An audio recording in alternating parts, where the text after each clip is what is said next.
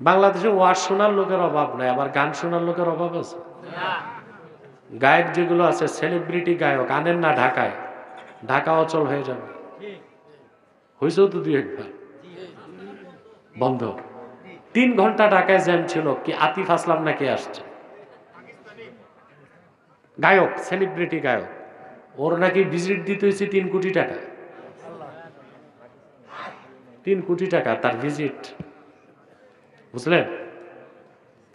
তো যাই হোক, এই দেশের মানুষ ওয়াজ মাহফিলও দৌড়ায়, গান বাদ্যেও, কারণ অন্তরটা কি অসুস্থ। কলবুন মুসাফফা।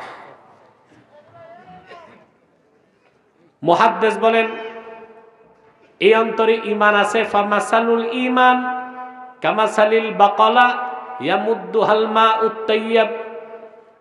এই অসুস্থ হৃদয়ে যে ঈমান আছে সেটা হচ্ছে সবুজ শাকসবজির মতো পবিত্র পানি পেলে যেটা বেড়ে ওঠে।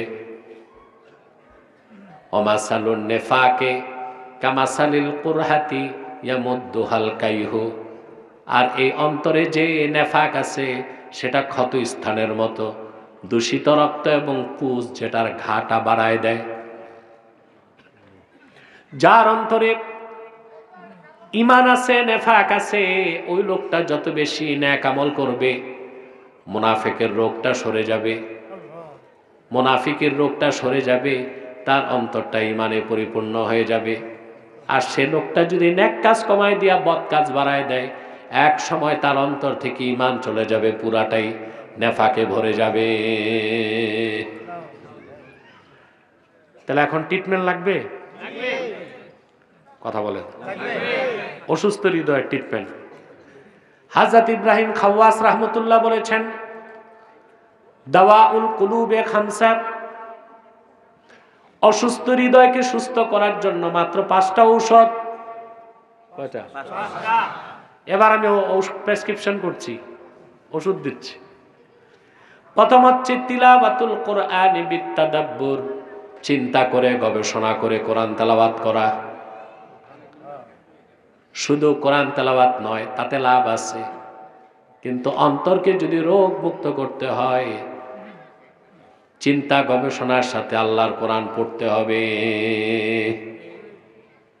বয়স হয়ে গেছে, কোরআনের ব্যাখ্যা তো শিখেন নাই, যেখানে কোরআন কারীম থেকে তাফসীর করা হয় ওখানে বসবেন, তাহলে আপনার রোগ পবিত্র দূর হবে, হৃদয় সুস্থ হতে থাকবে। বলেন সুবহানাল্লাহ। প্রথম হচ্ছে গবেষণা করে কোরআন তেলাওয়াত। 2 নম্বর হচ্ছে খালাউল বাতান, বেশি সময় পেট খালি রাখা, অর্থাৎ ক্ষুধার যন্ত্রণা সহ্য করা।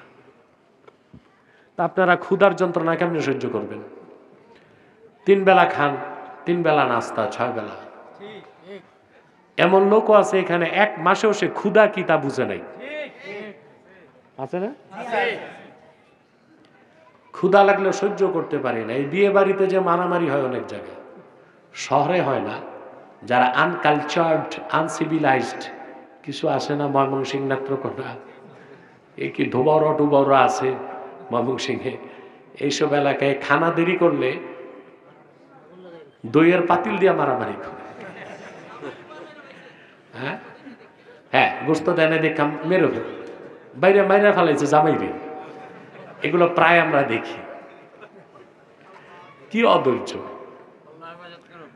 আপনারাও শহরের সভ্য মানুষগুলো বিয়ে বাড়িতে যে উৎপাত করেন, এই খানা দেন, খানা দেন, মিয়া শরম লাগে না? খানা দেন, চান, বসেন চুপচাপ। বিয়ে বাড়িতে যাবে এই জন্য তো সকালে নাস্তাই করে না,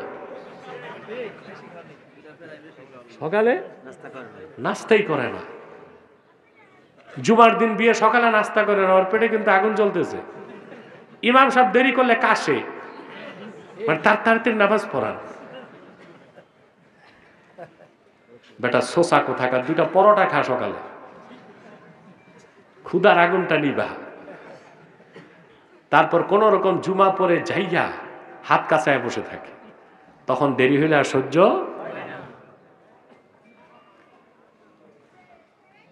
খালাউল বাতান,